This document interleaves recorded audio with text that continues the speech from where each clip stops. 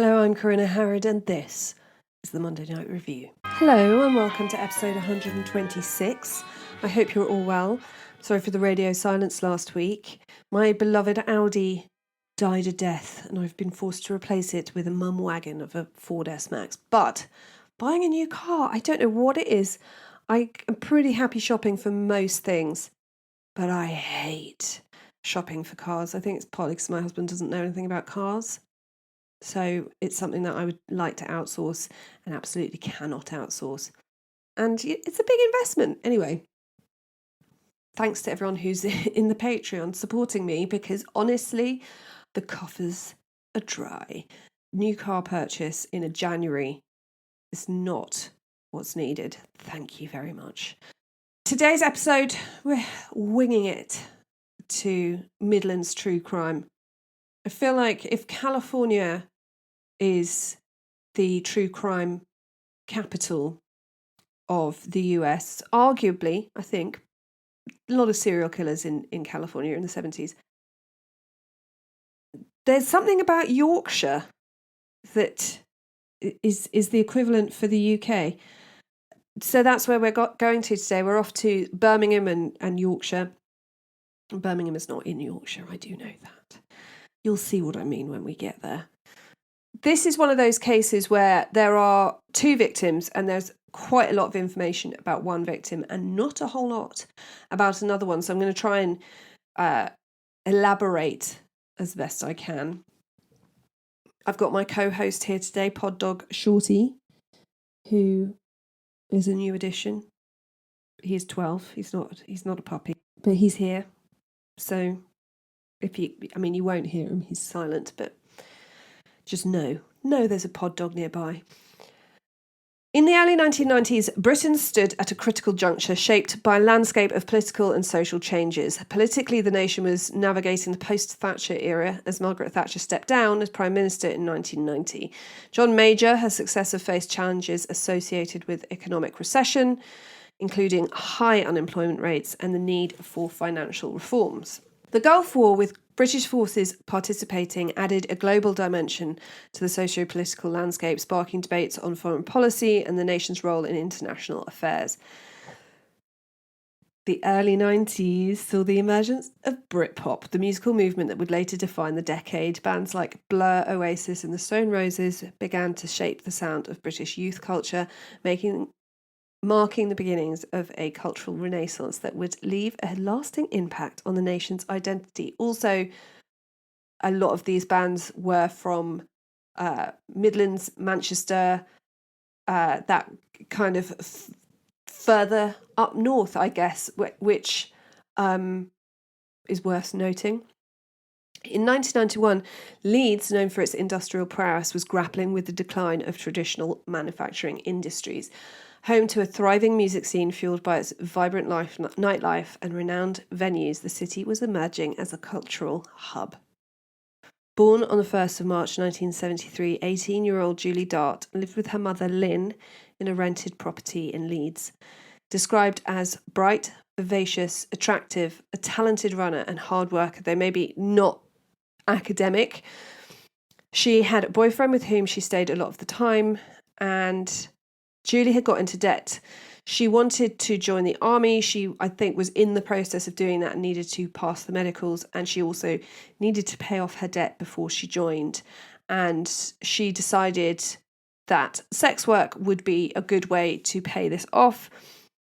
And so she went to the red light district of Chapeltown in Leeds. Now, it's believed that what happened next took place on her first night in sex work, but not as I said, there's not a lot of information about her and what happened,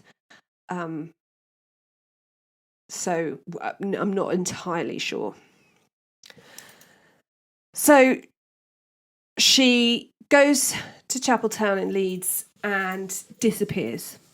Nobody actually notices that anything has gone wrong.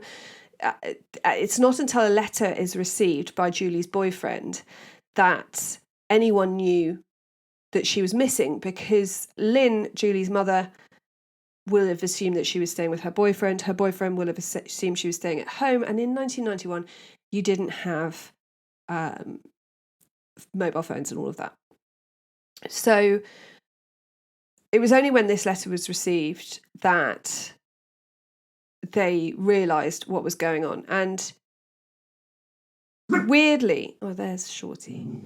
There's only one thing Shorty doesn't like, and that's horses. There are horses trotting past.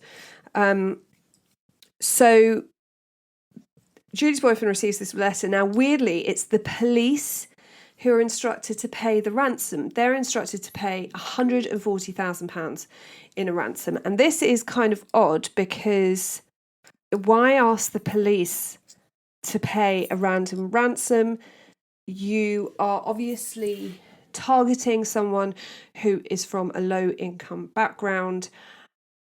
It just seems a very odd choice to choose a sex worker in a red light district for ransom. And so that to me is very strange. The letter is written by Julie, and it says, "I'm okay. I'm not hurt. I just need you to pay this money, and then I'll be released."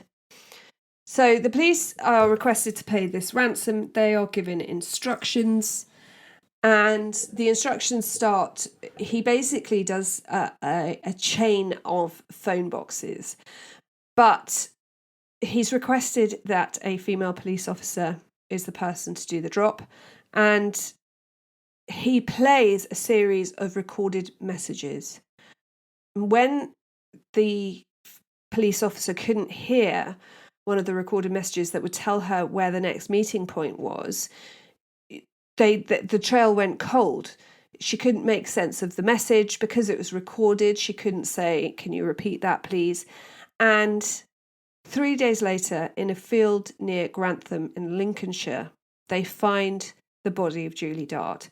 She's tied in a bundle in a striped bedsheet, tied up with rope. She's not hidden, she's not buried. And although it is a remote area, it's not like she was dumped somewhere that it would take a long time for her to be found. It's a farmed piece of land. So someone who works on the farm or the farmer is going to find that body. So it's not been hidden in any way. Now, this is a trigger warning. There's just a bit about how Julie died coming up and what condition the body is in. From the waist up, the body of Julie Dart was quite badly decomposed.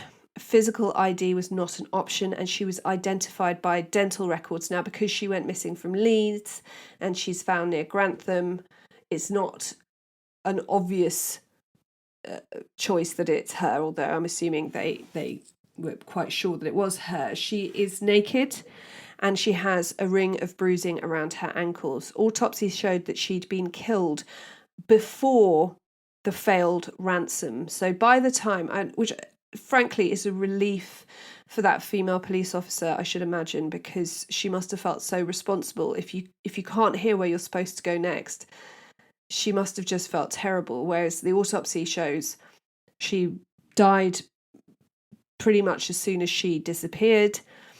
And they can see 2 blows with a hammer or similar to the back of the head, which did damage but weren't fatal.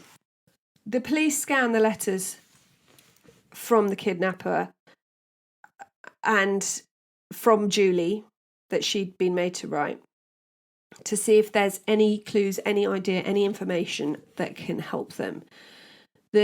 Obviously this is pre-internet, so that really slows it down if you've got no link, no connection.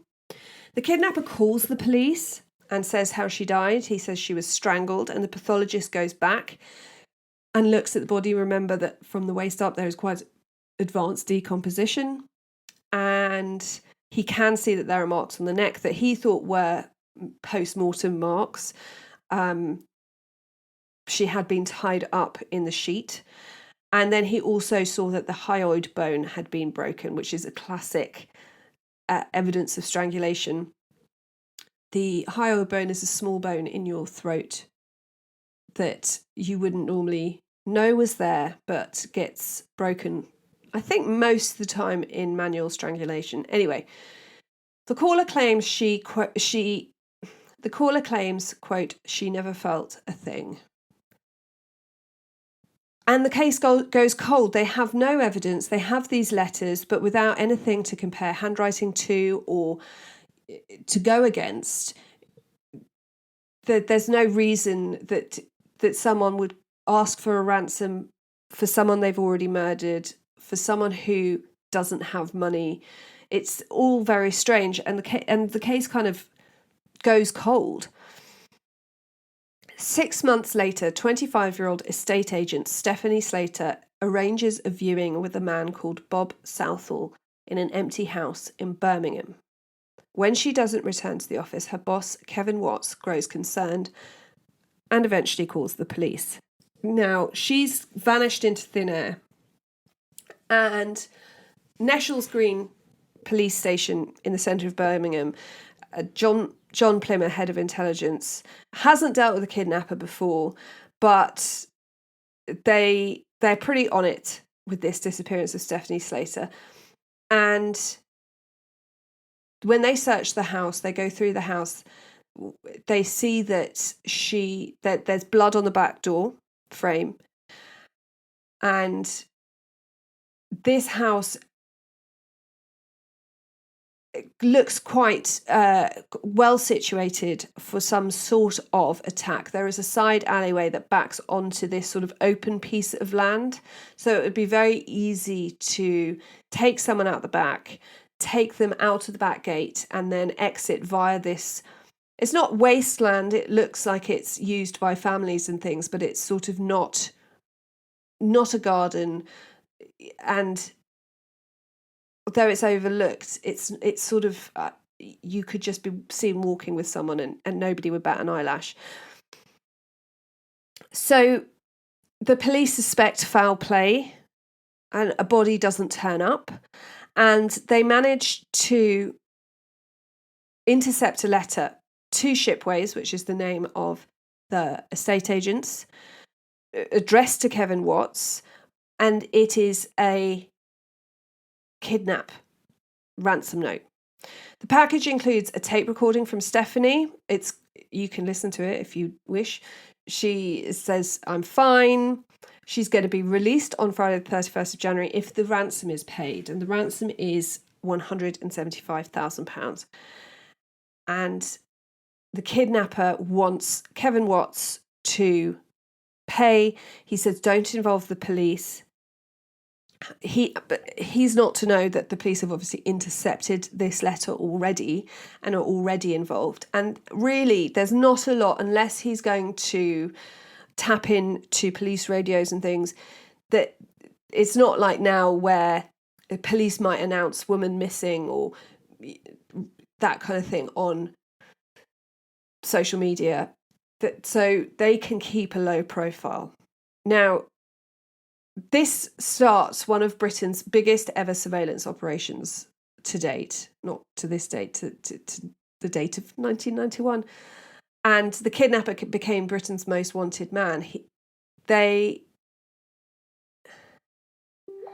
ransom note is strange. He refers to he instead of she in the letter. His life is in your hands. Police believe that this is to show that he would be okay kidnapping a man. He is confident.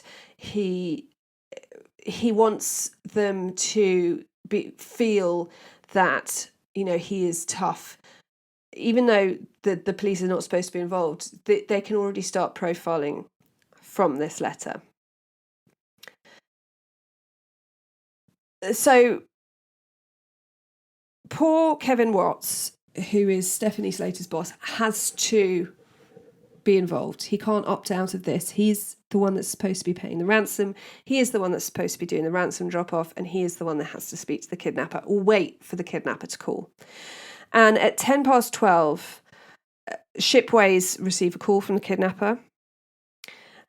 Interestingly, the police also hold a press conference, and they say the press are not allowed to leak any news at all because it could endanger Stephanie's life. But if they didn't leak, then as soon as she was got back alive, the press would be given an interview. If they leak the news, then she will be murdered. So they kind of say, we're telling you what's going on. If you choose to leak this, you're responsible for the death of a young woman. And if you don't leak it and you're good, then you can interview her as soon as we get her back. They were sort of desperate. They wanted any information. They wanted journalists to be on the lookout. So that was the plan. Now, Kevin Watts receives a phone call from the kidnapper, and he gives him instructions for the drop-off. And police tape these calls and listen to these calls, and they're able to determine, they believe that this kidnapper is one of three things. He's either a psychopath and would kill her either way, or he's in desperate need of money, which, you know, 175,000 in 1991, yes. I suppose estate agents, you could think that they do have money, but it's not sort of kidnapping an heiress that has had money or, you know, lavish parties advertised in the local press. Or they think he's just playing a game. So they have witnesses who say that a man who they believe to be the Mr. Southall that Stephanie was meeting was walking up and down outside the premises waiting for Stephanie to arrive.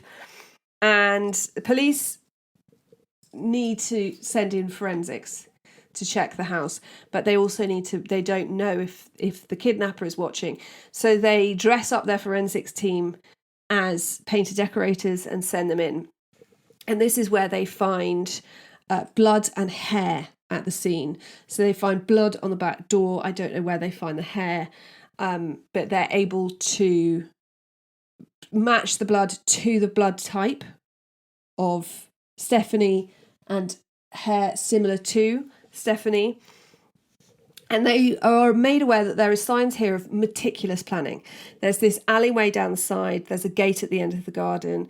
It's sort of an ideal house for kidnapping, and the fact that it's already an empty house.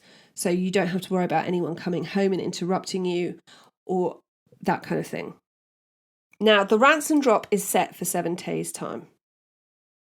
And they get Graham Dempsey involved. He's part of a special squad that's set up.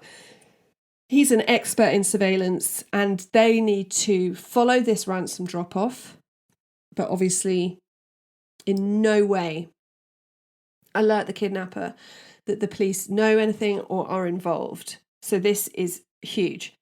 Stephanie lived with her parents. They have Ellie Baker, who's a hostage negotiator, sent to the parents' house, and she has to stay with the family for the entire time in case the kidnappers phone the parents. She needs to tell them what to say, how to say it. She needs to hear these phone calls. So Ellie Baker's had to move in. Her parents are her adopted parents, Warren and Betty. And while she's there, Ellie Baker sets up this wall of Post-it notes that's almost like, you know, those charts that say, do you like coffee? If you say yes, what kind? If you say no, why not? She sets up kind of a wall of Post-it notes for them to look at if the kidnapper calls, so that they get what they need, what information they need, but without letting the kidnapper know that the police are involved. Because obviously if the kidnapper is observing their house and the police are coming and going, he's going to know. Whereas Ellie Baker is sent in normal clothes and she just doesn't leave, she stays.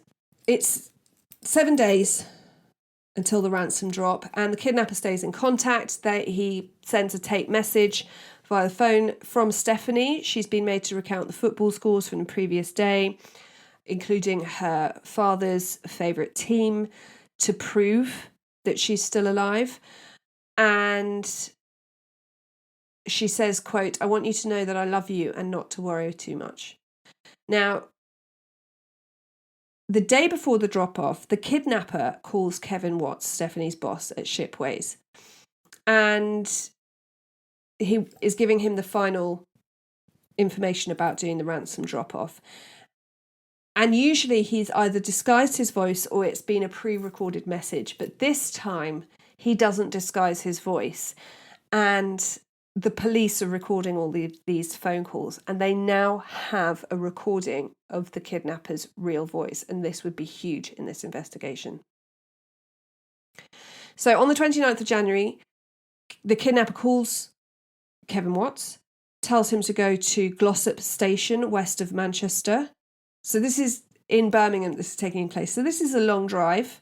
Kevin Watts was to drop the money off, as far as he knows. He's given some training on covert operations. He has a two-way radio in his car. They were going to substitute him out for a trained police officer, but again, they just couldn't risk. They don't know whether the kidnapper has observed Kevin and therefore knows what he looks like. And if they see someone else coming, it could be a risk to Stephanie. So Kevin Watts has to do it, and he was quite firm about wanting to do it. They have a tracking device in the bag with the money, and concern was high. As one of the surveillance team said, if you were the person that didn't perform on the day, the hostage could be killed, and that would be down to you. So Watts arrives at Glossop Station. He takes a phone call. It's very similar to the Julie Dart case.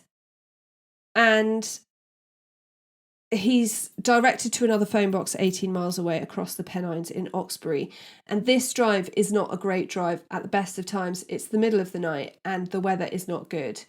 It's very foggy and they can barely see a car's length in front of them. And they're trying to do this drive in subtle convoy. So keeping an eye on each other, keeping within radio distance and not losing sight of Kevin.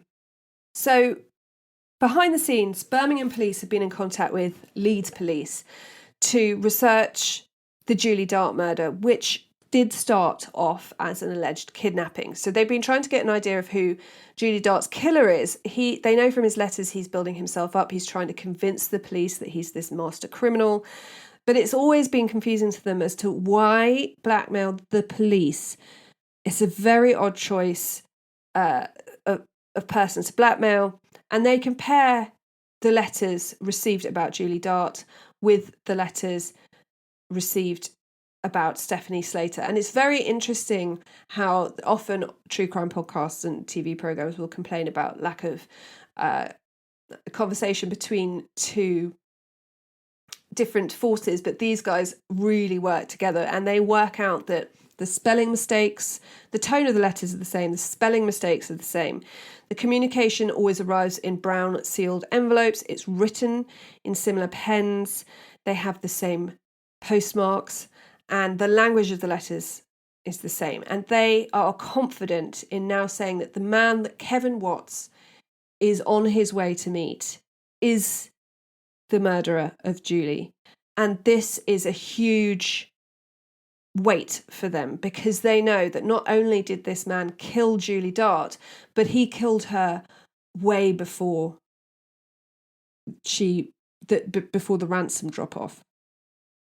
But they do have hope because obviously they've received this voice note. I'm saying a voice note, it's a recorded message from Stephanie with these football results. So they know that she was alive on that day. So Bob Taylor is the senior investigating officer in Leeds. The kidnapper he didn't murder Julie Dart, dump the body and then go silent. He has remained in contact. He has sent letters and he has said things like he's going to derail a British rail train. He has sort of been building himself up as this, smarter than the police.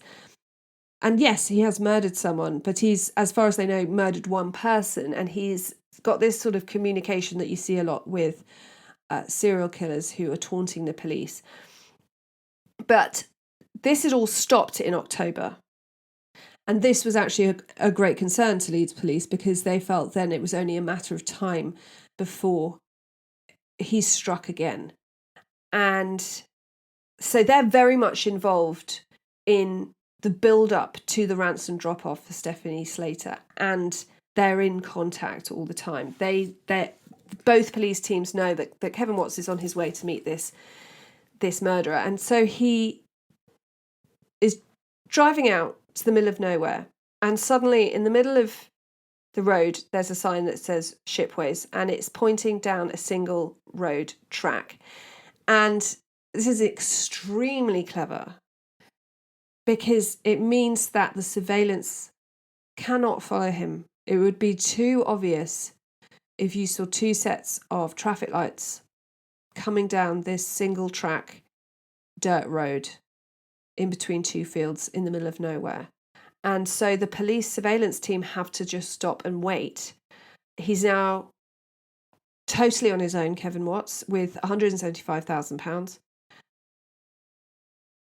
The two-way radio and tracking devices malfunction in some way. I mean, the radio probably because of the distance.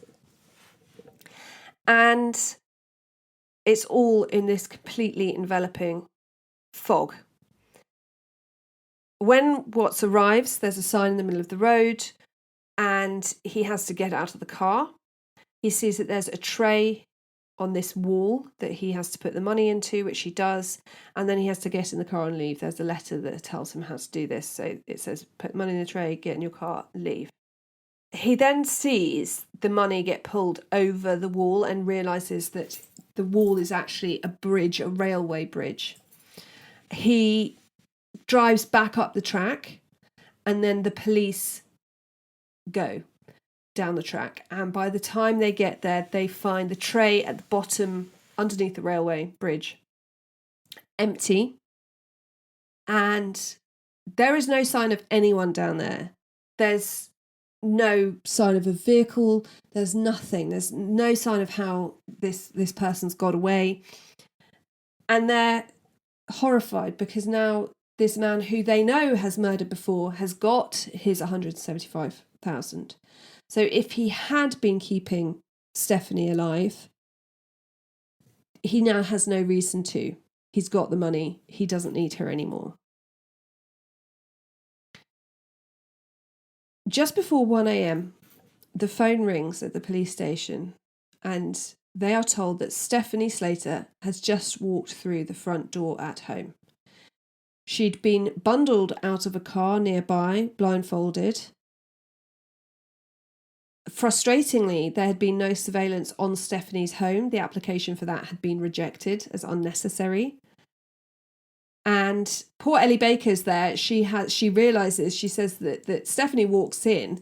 She's been in Stephanie's home for over a week, knows everything about Stephanie, but has never met her, and has to stop the family hugging because she knows that Stephanie needs to be taken straight into hospital and have all of her, all the forensic tests done, even though this is 1991. Stephanie's clearly traumatised. Everyone is gobsmacked. I think everyone had believed that Stephanie would be dead by now. There is absolutely no reason to have released her.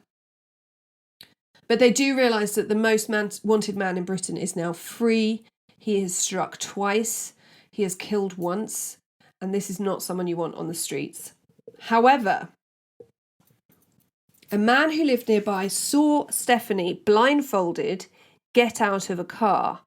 He was looking out of his window at the time, and he happened to be a car paint sprayer. So not only did he know about cars, he is very good on colours. And so usually eyewitnesses, very difficult to trust them. This guy was able to say it was a vermilion red Metro.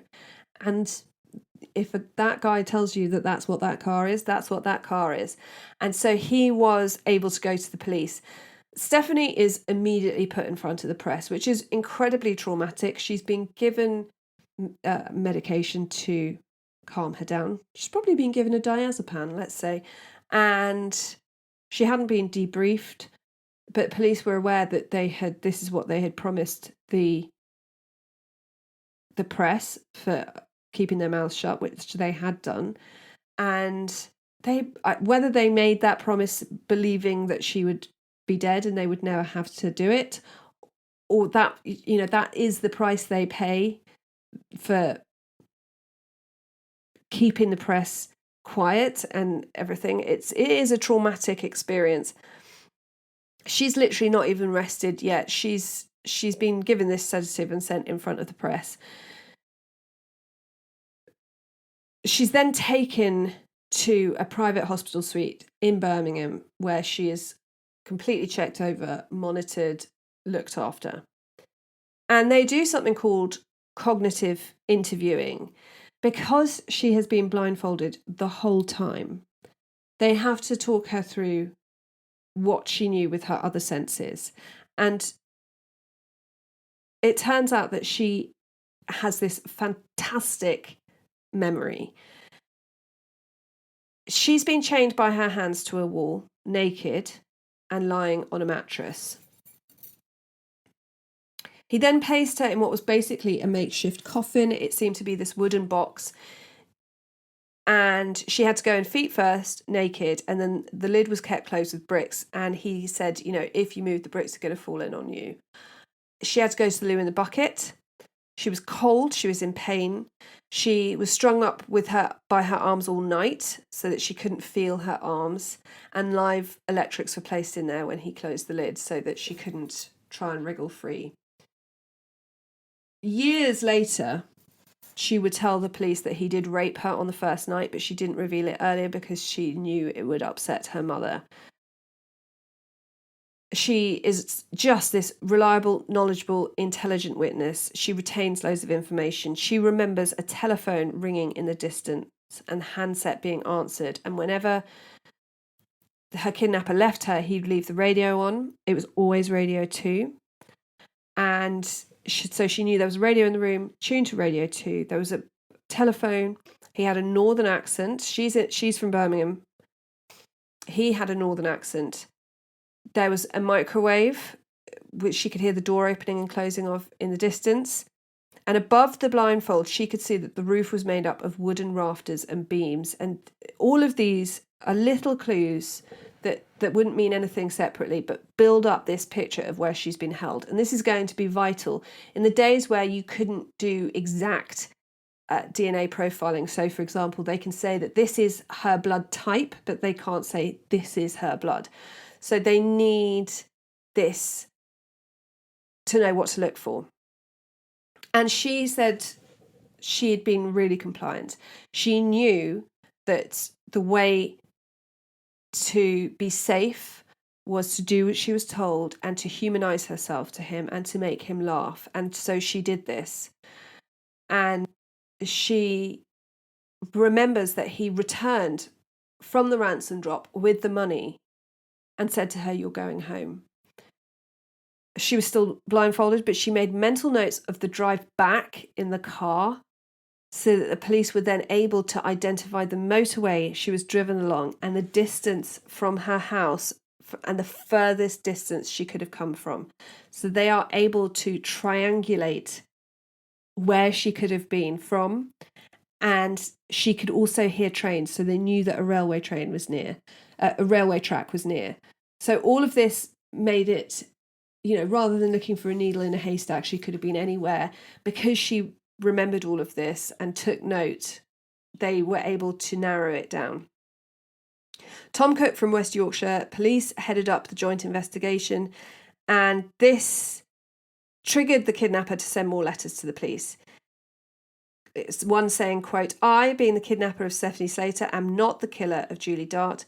It's impossible that there could be any connection between the two cases." So, Britain in the 90s, we had an excellent TV show called Crime Watch, and the police decide to put all their info that they've got on Crime Watch. There's a photo fit from the witness. They have two witnesses. They have the witness who saw Mr. Southall walking up and down outside the property, and they have the guy who saw the vermilion red Metro car, and they also have the recording of the kidnapper's voice. So this goes out on Crime Watch and calls start coming in. And the most interesting call is from a woman in Leeds who says the voice is the voice of her ex-husband. She said she'd seen him at a funeral the week before the kidnapping, and he'd been driving a red metro. He was fanatical about railways and therefore knew a lot about railway lines and disused railway lines. And one of the witnesses, who I believe the person who saw him outside the viewing where he took Stephanie Slater, had said the man was wearing railway badges, and Julie Dart's body was found near a disused railway track. And she said he looked like the artist's drawing. The only problem was that her ex-husband had only one leg, and this had not been mentioned at all. This is quite a big thing to have missed. So as the photo, she faxes through a photo. It's 1991. She faxes through a photo, and the police see this man who looks exactly like Stephanie has described him. He lived in Sutton-on-Trent, which is inside the triangle that's been identified by the police. And they believe that they have found the man responsible for at least the kidnapping of Stephanie Slater. And that man is Michael Sams. They go to his house, and his wife, Tina Sams, opens the door and says that her husband is at work. The police say that it was an 18-minute drive from Sutton, where he lived, to Newark, which is usually an 18-minute drive. He said they did it that day in 8. And when they arrive at his workshop in Newark, they were gobsmacked. Everything was there. There was a microwave, a phone, a radio tuned in to Radio 2. There were beams above the head, and there were beams in the roof. And they find Michael Sams, who seems very calm, very calculated. And he is taken to the police station, and he confesses to kidnapping Stephanie Slater, but denies killing Julie Dart. Michael Sams had a hatred of the police. He went to prison for insurance fraud, and things got worse. He complained about a pain in his knee. This was ignored. And then it was discovered that he had cancer in his knee, and they had left it too long. And so his leg had to be removed below the knee. And this obviously was very upsetting for him, and he absolutely blamed the police for this. And all this would explain why he sort of targeted the police with these letters. The more information you send in to the police, whether you're leaving letters or voice notes or whatever you're doing, is just clues. It's clues about what sort of person you are. The more you say, even if you're taunting them, even if you're lying, it says so much about you, what kind of lie you're coming up with. And so this is really interesting. That explains why ask the police for the ransom.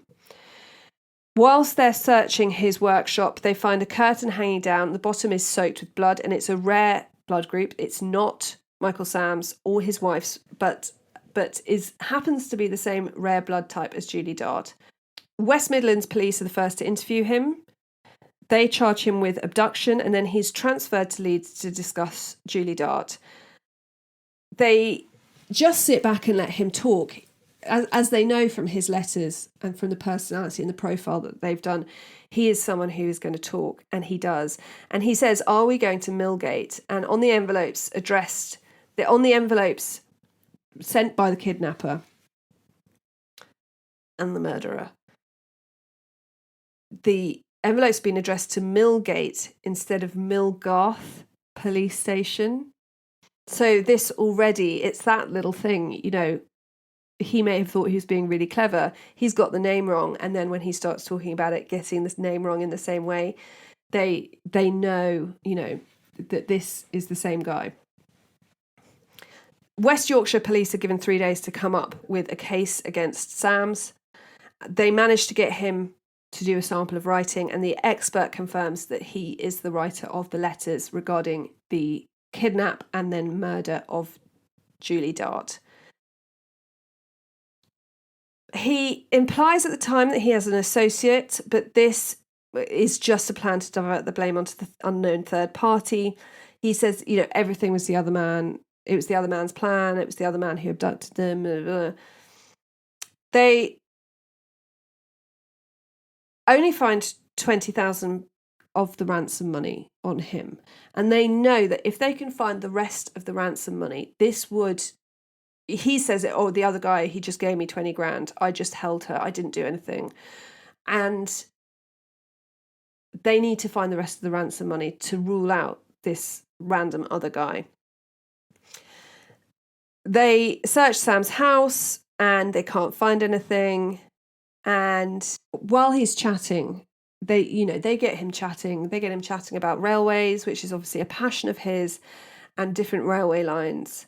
And they realised that the only way he'd know about this railway line is if he'd been there, this specific, very popular with train spotters, bridge that you can stand over and watch different types of train go under. And they thought the only reason he'd know about this is if he'd been there, because that line goes past his house. So he'd have no reason to go there to see the trains. He can see the trains from his house. He's been there for another reason. And they decide to search the field.